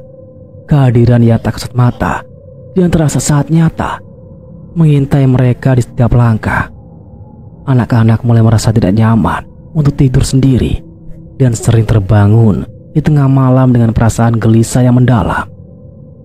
Di luar rumah, warga semakin sering berbicara tentang kejadian-kejadian aneh yang semakin sering terjadi di rumah Padul. Beberapa orang yang lewat di depan rumah itu mengaku merasa ada yang mengawasi, dan beberapa tetangga lainnya mulai merasakan hawa dingin yang aneh begitu mendekati halaman rumah Padul. Suara-suara aneh, bayangan-bayangan yang melintas, dan perasaan dihantui menjadi topik pembicaraan utama di kampung tersebut. Bu Ani dan anak-anak mulai merasa tak berdaya. Mereka bertanya-tanya apakah mereka benar-benar hanya merasa takut karena kehilangan Padul, ataukah ada sesuatu yang lebih jahat yang masih mengintai mereka. Setiap malam, mereka semakin terjaga, saling berpegangan tangan untuk merasa lebih aman. Keluarga Padul kini tahu bahwa meskipun tubuh Padul telah tiada, sesuatu yang lebih besar, sesuatu yang mengerikan, masih tinggal di dalam rumah mereka, mengintai mereka, menunggu saat yang tepat untuk mengambil mereka satu persatu. Dan di dalam kesunyian malam itu, Bu Ani hanya bisa bertanya-tanya, apakah rumah ini benar-benar dihantui oleh roh Padul, ataukah ada sesuatu yang lebih gelap yang harus mereka hadapi. Ketakutan yang semakin mendalam membuat Bu Ani dan anak-anak mereka merasa tidak lagi bisa tinggal diam.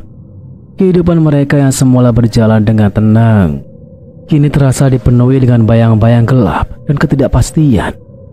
Setiap langkah mereka di rumah terasa seperti ada sesuatu yang mengikuti, menunggu, atau mengintai dari balik kegelapan. Mereka mulai merasa bahwa ada hal yang lebih besar yang tak bisa dijelaskan dengan cara biasa, yang menyebabkan kematian Padul dan kejadian-kejadian aneh lainnya. Keesokan harinya, setelah malam yang penuh teror, rumah keluarga Padul seperti medan perang. Pecahan kaca berserakan di lantai, kursi dan meja porak-poranda, dan dinding ruangan penuh bekas cakaran hitam seperti habis terbakar. Namun yang paling terasa bukanlah kekacauan fisik itu, melainkan aura mencekam yang seolah masih melekat di setiap sudut rumah. Anak-anak tidak mau lagi tidur di kamar masing-masing. Mereka semua berkumpul dalam satu ruangan bersama Bu Ani, yang semalaman tak henti-henti melantunkan doa. Pada suatu pagi yang muram, Bu Ani dengan penuh kecemasan mengumpulkan anak-anaknya.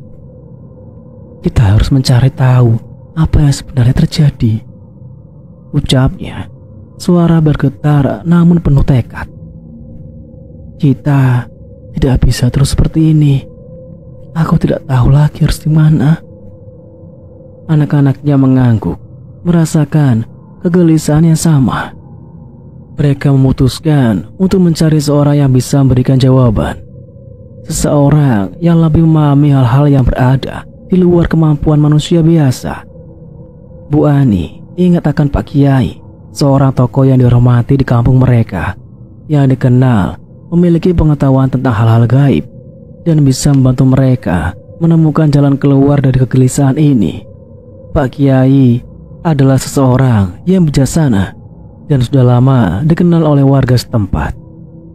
Ia tinggal di sebuah rumah kecil di ujung kampung, dikelilingi oleh kebun yang rimbun dan tenang. Warga banyak yang datang kepadanya untuk meminta nasihat atau pertolongan, terutama ketika menghadapi masalah yang tak bisa dijelaskan dengan logika. Bu Ani dan anak-anaknya memutuskan untuk pergi menemui Pak Kiai, berharap ia bisa memberikan mereka pencerahan. Sampainya di rumah Pak Kiai, mereka disambut dengan keramahan. Pak Kiai yang sudah sepuh dan bijak menyambut mereka dengan tatapan penuh perhatian. Setelah mereka menjelaskan apa yang terjadi di rumah mereka, Pak Kiai mengangguk perlahan.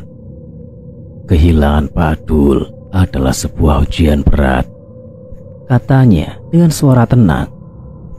Namun, ini bukan sekedar penyakit atau kecelakaan.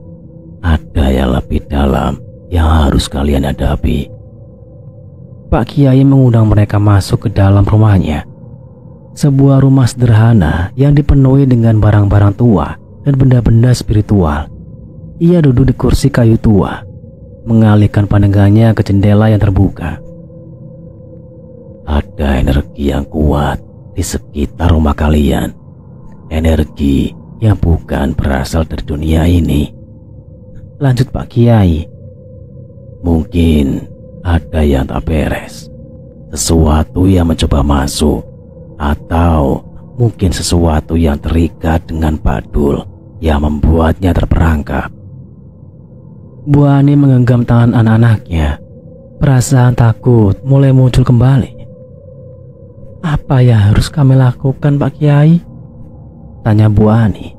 Suaranya hampir hilang tertelan kecemasan. Pak Kiai menatap mereka dengan serius, kemudian berdiri dan mengambil sebuah dupa kecil dari meja.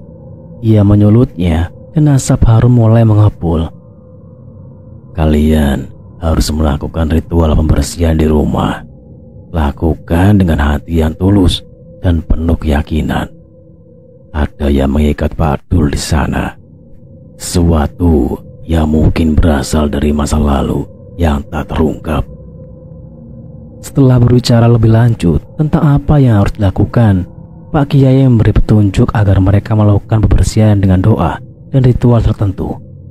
Dengan mengundang kehadiran kekuatan positif untuk mengusir hal yang tidak baik, ia juga mengingatkan bahwa ini bukanlah pekerjaan yang mudah dan tidak semua orang bisa melakukannya dengan benar. Setelah mendapatkan petunjuk dari Pak Kiai, Bu Sari dan anaknya pulang dengan hati yang penuh harapan. Meskipun masih dipenuhi rasa takut, mereka tahu bahwa ini adalah langkah pertama untuk mengungkap apa yang sebenarnya terjadi pada Pak Dul dan mengembalikan kedamaian dalam hidup mereka. Namun, mereka juga menyadari bahwa apa yang mereka hadapi bukanlah hal yang bisa diselesaikan dengan mudah. Dan kini, mereka harus menghadapi kenyataan bahwa perjalanan mereka untuk mengetahui sebab kematian Pak Dul dan untuk mengatasi gangguan yang mengintai rumah mereka baru saja dimulai. Kecemasan yang terus menggerogoti Bu Ani membuat pikirannya semakin mengarah pada kemungkinan lain. Ketika ia teringat akan kejadian-kejadian aneh yang terjadi sebelum Pak Dul jatuh sakit, ada satu hal yang tak bisa ia lupakan. Dua orang rentenir yang sering datang ke rumah mereka beberapa bulan sebelum kematian Pak Dul. Mereka adalah sosok yang dikenal di kampung karena sering memberi pinjaman uang dengan bunga yang sangat tinggi. Mereka juga dikenal memiliki cara yang cukup kasar dalam menagih hutang. Bu Ani mulai berpikir kembali.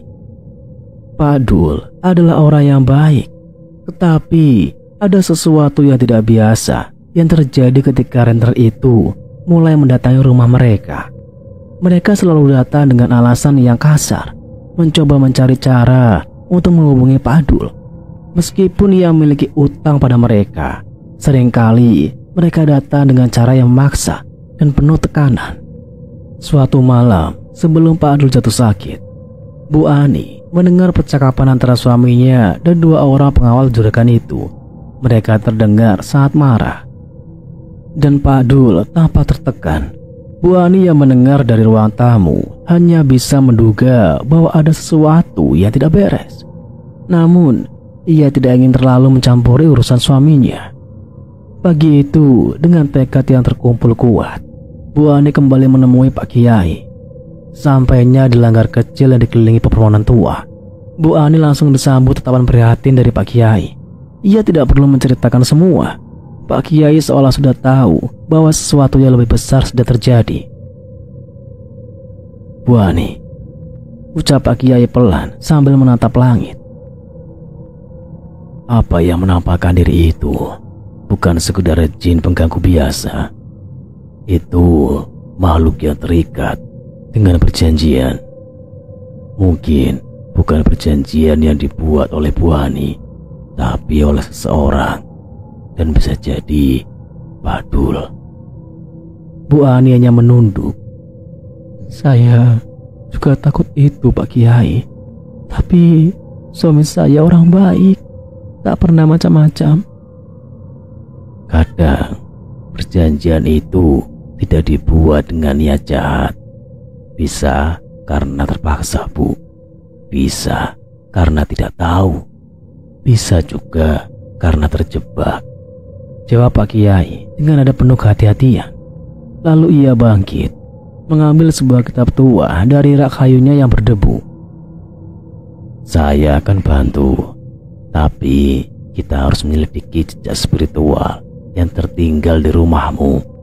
Kita harus tahu apakah memang arwah Pak Adul belum tenang, atau ada perjanjian lain yang lebih gelap yang menyeret keluargamu."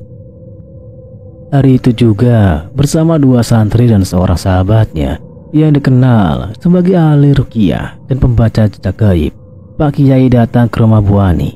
Mereka membawa kitab, air doa, kemenyan putih, dan sebuah benda kecil berbentuk segitiga dari kayu jati yang disebut pencari lintasan. Saat memasuki rumah, suasana berubah. Udara menjadi berat dan semua orang bisa merasakan kehadiran yang tidak terlihat. Sang ahli ruqyah menutup matanya, memusatkan konsentrasi sambil menggerakkan benda segitiga itu di udara. Tak lama, ia berbisik.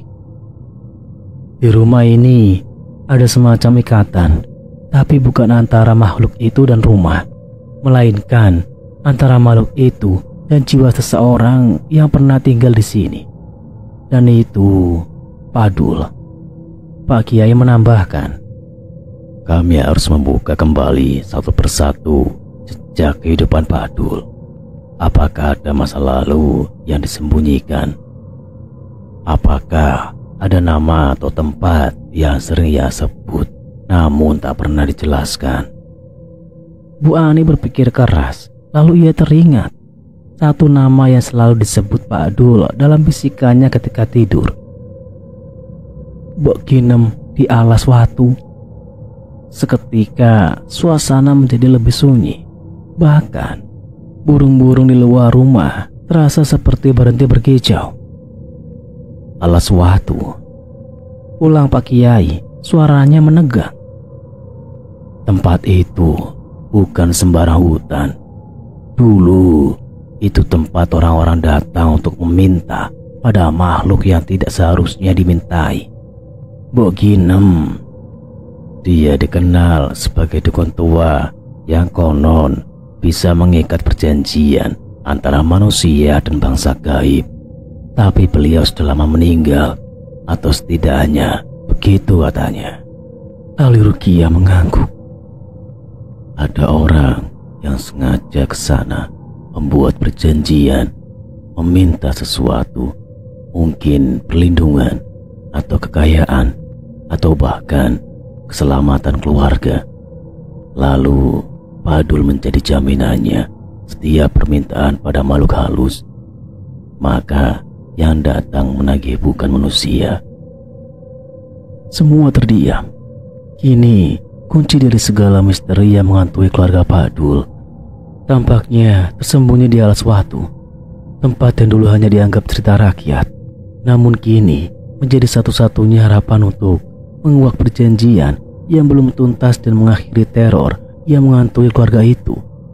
Keesokan paginya, setelah melihat keanehan-keanehan yang terjadi setelah kematian Pak Dul, Bu Ani mulai menghubungkan titik-titik itu. Ia merasa ada sesuatu yang aneh dengan kehadiran kedua rentenir tersebut. Seolah-olah mereka bukan hanya datang untuk menagih utang, tetapi untuk tujuan yang lebih jahat.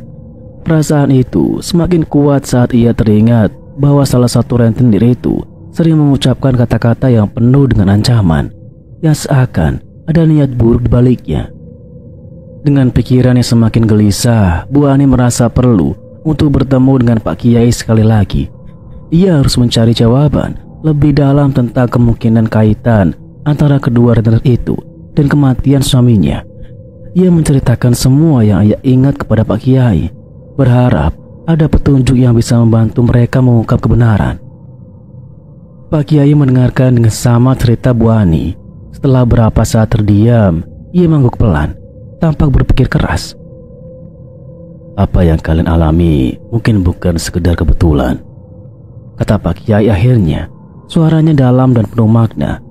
Kadang-kadang dalam dunia ini ada kekuatan yang lebih besar yang bisa mengikat seseorang dengan cara yang tak tampak. Kehadiran rentenir itu bisa jadi ada sesuatu di balik mereka. Mereka mungkin tidak hanya sekedar menagih hutang, melainkan ada sesuatu yang lebih gelap. Pak Kiai mengangkat tangannya, seolah merasakan sesuatu yang tak terlihat. Ada kemungkinan bahwa rentenir itu menggunakan cara yang tak biasa, cara yang bisa mengikat Pak Dul, atau bahkan merusak kesehatannya dengan cara yang tak terduga. Terkadang ada orang yang menggunakan energi hitam atau kekuatan yang tak tampak untuk menekan orang lain agar terjerat dalam kekuasaan mereka. Bu Ani menggenggam tangan Pak Kiai. Hatinya semakin diliputi ketakutan. Jadi, apakah mungkin mereka yang menyebabkan Pak Dul sakit? Mungkin mereka yang membunuhnya? Tanya Bu Ani dengan suara gemetar. Pak Kiai tidak langsung menjawab, namun tatapannya semakin dalam. Saya tidak bisa mengatakan secara pasti, jawabnya hati-hati. Tetapi yang jelas, bisa jadi telah menggunakan metode tertentu untuk membuat Pak Dul tertekan, atau bahkan mungkin berbuat lebih jauh lagi. Itu adalah salah satu kemungkinan yang harus kalian waspadai. Bu Ani merasa lehernya kaku, tubuhnya lemas, dan matanya mulai berkaca-kaca. Namun, ia tahu bahwa untuk menemukan kebenaran, ia harus menghadapinya dengan berani. Apa yang harus kami lakukan sekarang, Pak Kiai? Apa yang harus kami lakukan untuk membersihkan rumah ini dari kekuatan gelap itu? Pak Kiai menghela nafas panjang. Kalian harus menghadapi mereka tidak hanya dengan kekuatan fisik, tetapi dengan kekuatan spiritual. Bersihkan rumah dengan ritual yang benar dan hadapi mereka dengan doa dan keberanian. Jika mereka benar-benar menggunakan kekuatan gelap, kita harus menghentikan mereka sebelum mereka membawa lebih banyak kerusakan. Dengan petunjuk tersebut, Bu Ani dan anak-anaknya memutuskan untuk melaksanakan ritual pembersihan seperti yang diajarkan Pak Kiai. Namun, mereka juga menyadari bahwa menghadapi salah satu rentenir itu tidak akan mudah. Mereka harus siap menghadapi kenyataan yang lebih keras. Bahkan, jika itu berarti mengungkapkan kegelapan yang mungkin telah menguasai kehidupan mereka selama ini. Kini, bukan hanya kehilangan Pak Dul yang menghantui mereka, tetapi juga ancaman dari salah satu sosok yang membawa misteri gelap ke dalam hidup mereka. sebuah misteri yang harus segera dipecahkan, atau mereka akan menjadi korban berikutnya. Setelah mendapatkan petunjuk dari Pak Kiai, Bu Ani semakin teguh dalam tekadnya untuk melawan kejahatan yang mengintai keluarga mereka. Ia merasa bahwa hanya dengan kekuatan spiritual ia dapat melawan kekuatan gelap yang mungkin telah menghancurkan hidup suaminya dan mengancam keluarga mereka. Dengan harapan baru, Bu Ani memutuskan untuk melaksanakan puasa dan doa-doa yang diberikan oleh Pak Kiai sebagai cara untuk membersihkan rumah dan dirinya dari segala energi jahat. Hari demi hari, Bu Ani menjalani puasa dengan penuh keyakinan. Setiap malam, ia bangun lebih awal untuk berdoa dengan khusyuk, memohon perlindungan kepada Tuhan, dan meminta agar rumah mereka dijauhkan dari segala hal yang tidak baik. Ia terus memperdalam doa-doa yang diajarkan Pak Kiai, merasakan setiap kata yang terucap penuh dengan kekuatan dan harapan. Meskipun fisiknya mulai lelah, hatinya terasa lebih tenang. Ia merasa semakin dekat dengan Tuhan dan yakin bahwa upayanya akan membuahkan hasil. Selama proses itu, anak-anak Bu Ani mulai merasakan perubahan. Meskipun mereka masih merasa takut di malam hari, ada sedikit ketenangan yang mulai mengalir di rumah mereka. Rumah yang sebelumnya terasa penuh dengan bayangan gelap, kini perlahan-lahan terasa lebih tenang. Meskipun rasa takut itu tetap ada, namun Bu Ani tahu bahwa ini adalah perjuangan panjang dan tidak ada jalan pintas untuk mengusir kejahatan yang telah melanda mereka. Bertahun-tahun berlalu, dan meskipun hidup mereka tidak sepenuhnya bebas dari rasa cemas, Bu Ani tetap berpuasa dan berdoa dengan penuh kesabaran. Ia percaya bahwa kesungguhan hatinya akan mengalahkan segala kekuatan jahat yang mengintai mereka. Ia juga mulai merasakan kehadiran yang lebih positif, sebuah energi yang memberikan kedamaian dan perlindungan bagi keluarganya. Namun tak terduga, kejadian yang menakjubkan terjadi setelah berapa tahun. Suatu pagi, Bu Ani mendengar kabar bahwa salah satu dari dua renter itu yang pernah mengganggu mereka, yang paling lembut dan penuh kesabaran, tiba-tiba meninggal. Berita itu mengejutkan banyak orang karena tidak ada yang tahu penyebab kematiannya. Renter itu dikenal sebagai seorang yang selalu baik dan tidak pernah menekan orang lain, dan kini kematiannya begitu mendalam mempengaruhi kampung. Namun bagi Bu Ani, meskipun ia merasa sedikit lega, perasaan yang lebih besar menguasai dirinya. Perasaan yang sulit dijelaskan. Ia merasa bahwa kematian renter itu adalah hasil dari doa-doa dan perjuangannya selama ini. Ia merasa seperti ada keadilan yang akhirnya hadir, meskipun cara Tuhan bekerja tidak selalu mudah dimengerti. Dengan berita itu, ada yang mulai percaya bahwa ada kekuatan lebih besar yang mengatur hidup manusia, dan mungkin doa serta ketekunan Bu Ani telah membantu menghapuskan kegelapan yang dulu melanda keluarga mereka. Beberapa warga bahkan mulai membicarakan bagaimana kekuatan spiritual dan doa dapat membawa perubahan setelah melihat apa yang terjadi dengan renter tersebut. Namun, meskipun satu renter telah meninggal, Bu Ani tahu bahwa perjalanan mereka belum selesai. Keluarga Pak Dul masih harus melanjutkan hidup mereka dengan penuh kehati-hatian, dan mereka harus terus menjaga diri dari segala potensi bahaya yang mungkin datang. Tapi sekarang ada rasa kedamaian yang mulai tumbuh, seperti embun pagi yang menghapus kabut gelap. Dengan hati yang lebih kuat dan penuh keyakinan, Bu Ani melanjutkan perjuangannya, berdoa dengan lebih tekun, berharap bahwa perlindungan Tuhan akan terus menyertai mereka. Mereka telah melalui ujian besar, dan meskipun ada banyak hal yang tidak bisa dijelaskan, mereka tahu bahwa kekuatan doa dan keteguhan hati mereka adalah apa yang akhirnya membawa mereka keluar dari bayang-bayang gelap yang menghantui. Dan dengan itu, cerita mereka pun selesai, meninggalkan jejak yang mendalam tentang ketahanan manusia dalam menghadapi ujian hidup, serta kekuatan yang ditemukan dalam cinta, doa, dan keluarga. Bagaimana menurut kalian tentang cerita ini? Bang Al pamit. Wassalamualaikum warahmatullahi wabarakatuh.